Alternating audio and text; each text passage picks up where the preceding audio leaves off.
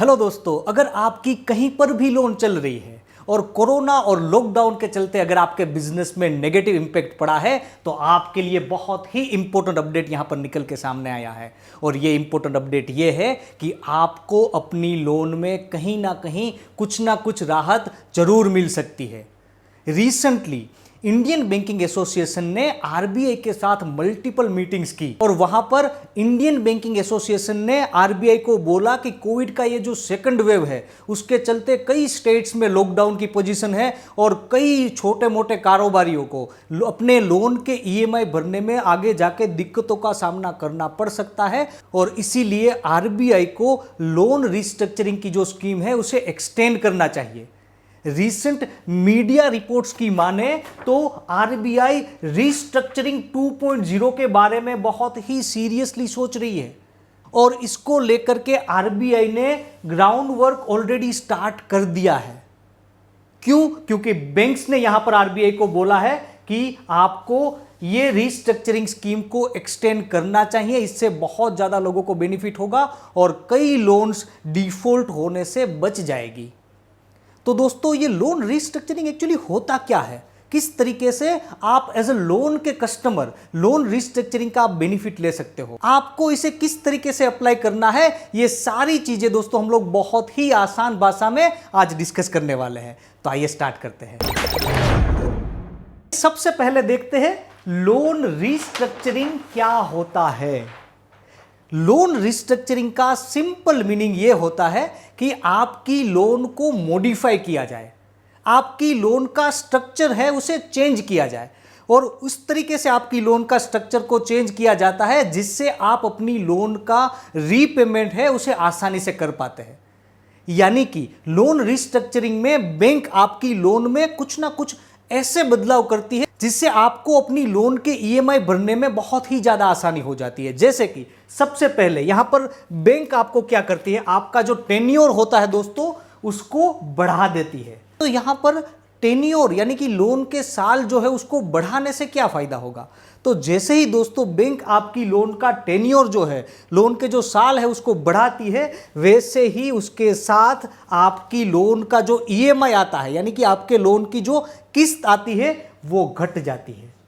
इससे क्या होता है, आप अपनी लोन को आसानी से रीपे कर पाते हो। फॉर एग्जाम्पल, अगर आपने 50 लाख की लोन ले रखी है और वो 10 साल के लिए लेते हो तो आपको कोई पर्टिकुलर फॉर एग्जाम्पल 60,000 का ईएमआई आ रहा है, लेकिन अगर वही लोन को 10 साल से बढ़ा करके 15 साल के लिए किया जाता है तो आपकी लोन का ईएमआई जो किस्त आता है वो बाय डिफॉल्ट घट जाएगा और उससे क्या होगा कि 60,000 की जगह पे हो सकता है आपको 45,000 रुपए भरने पड़े। तो शायद लॉकडाउन या फाइनेंशियल स्ट्रेन के चलते अगर आप 60,000 का ईएमआई शायद अभी नहीं भर पाते, लेकिन अगर वो वही ईएमआई 45,000 का हो जाए तो आपके लिए वो भरना आसान रहेगा।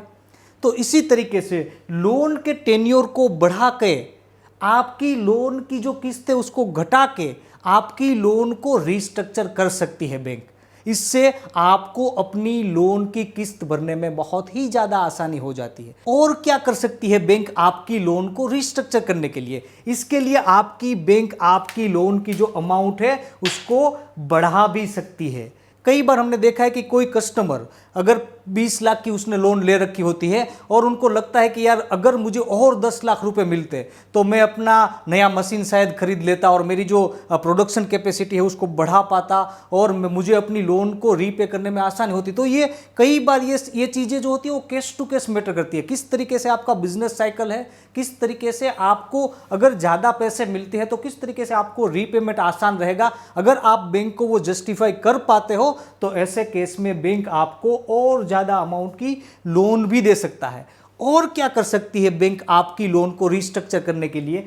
और यहाँ पर बैंक आपको मोरेटोरियम का बेनिफिट भी दे सकती है। दोस्तों, मोरेटोरियम लास्ट ईयर बहुत सारे लोगों ने, इंडिया में लाखों लोगों ने मोरेटोरियम का बेनिफिट लिया था। वो जो मोरेटोरियम था वो सबको एक समान रूप से दिया गया था, यानी कि वो जेनेरिक मोरेटोरियम था। यहाँ पर लोन रिस्ट्रक्चरिंग में क्या होता है, बैंक आपके बिजनेस को अच्छे से समझती है, आपकी रीपेमेंट पैटर्न को अच्छे से समझती है। बैंक ये देखती है कि कोविड के कारण आपके बिजनेस में किस तरीके से इंपैक्ट पड़ा है और उस हिसाब से अगर उनको लगता है तो आपको मोरेटोरियम का लाभ यहां पर बैंक दे सकती है। तो ये कुछ बातें हैं, इसके अलावा भी बैंक बहुत सारी चीजें कर सकती है और आपकी लोन को इस तरीके से रिस्ट्रक्चर कर सकती है जिससे आपका रीपेमेंट, लोन का रीपेमेंट आपके लिए आसान हो जाए। तो अल्टीमेटली लोन रिस्ट्रक्चरिंग का गोल क्या है? लोन रिस्ट्रक्चरिंग जो होता है, ये जो वर्ड है वो इसीलिए बना है कि लोग लोन में डिफॉल्ट ना करें। दोस्तों यहां पर हमने देखा है कि कोई रिस्ट्रक्चरिंग की अगर स्कीम नहीं चल रही है फिर भी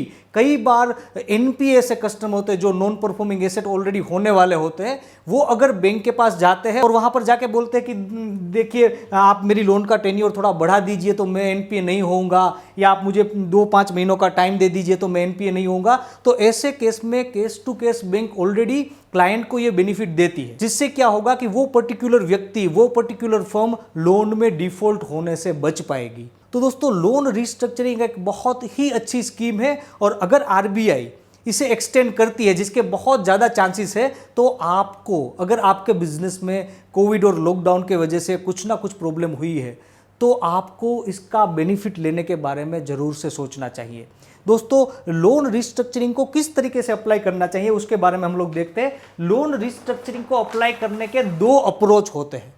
यहां पर सबसे पहला अप्रोच कौन सा है? सबसे पहला अप्रोच है रिएक्टिव अप्रोच, यानी कि आरबीआई हो सकता है 15 दिन में या 1 महीने या 2 महीने में लोन रिस्ट्रक्चरिंग की जो अपनी योजना है, जो स्कीम है, वो डिक्लेयर करे, लेकिन आप यहां पर क्या करते हो? रिएक्ट करते हो। जैसे कि अगर आपके बिजनेस में कोरोना का नेगेटिव इंपैक्ट पड़ा है और आप रेगुलर ईएमआई भरने की पोजीशन में नहीं हो, लेकिन फिर भी आप वो बैंक को नहीं बताते और एक अपना ईएमआई बाउंस होता है, 2 ईएमआई बाउंस होते हैं, 3 ईएमआई बाउंस होते हैं और उसके बाद बैंक आपको बोलती है कि आइए आपकी लोन को रिस्ट्रक्चर करते हैं, तो वो अप्रोच को हम लोग बोल सकते हैं रिएक्टिव अप्रोच, जिसमें आप सामने से बैंक को नहीं बोलते कि मुझे अपनी लोन का रिस्ट्रक्चरिंग करना है, तो वो अप्रोच को बोलते हैं रिएक्टिव अप्रोच। और दूसरा अप्रोच है उसको बोलते हैं प्रोएक्टिव अप्रोच, यानी कि जैसे ही आरबीआई ये डिक्लेयर करती है कि जो जो बिजनेसेस को लॉकडाउन का नेगेटिव इंपैक्ट पड़ा है वो ये क्राइटेरिया में अगर आते हैं तो वो अपनी लोन का रिस्ट्रक्चरिंग कर पाएंगे, तो ऐसी कंडीशन में जैसे आपको पता चलता है वैसे आप प्रोएक्टिवली बैंक के पास जाके आप बोलते हो कि मुझे अपनी लोन का रिस्ट्रक्चर करना है, मेरे टेन्योर को आप बढ़ा दीजिए, मेरे ईएमआई को आप घटा दीजिए, या मुझे और कुछ महीनों का मोरेटोरियम दे दीजिए, तो वो अप्रोच को बोलते हैं प्रोएक्टिव अप्रोच। तो दोस्तों यहाँ पर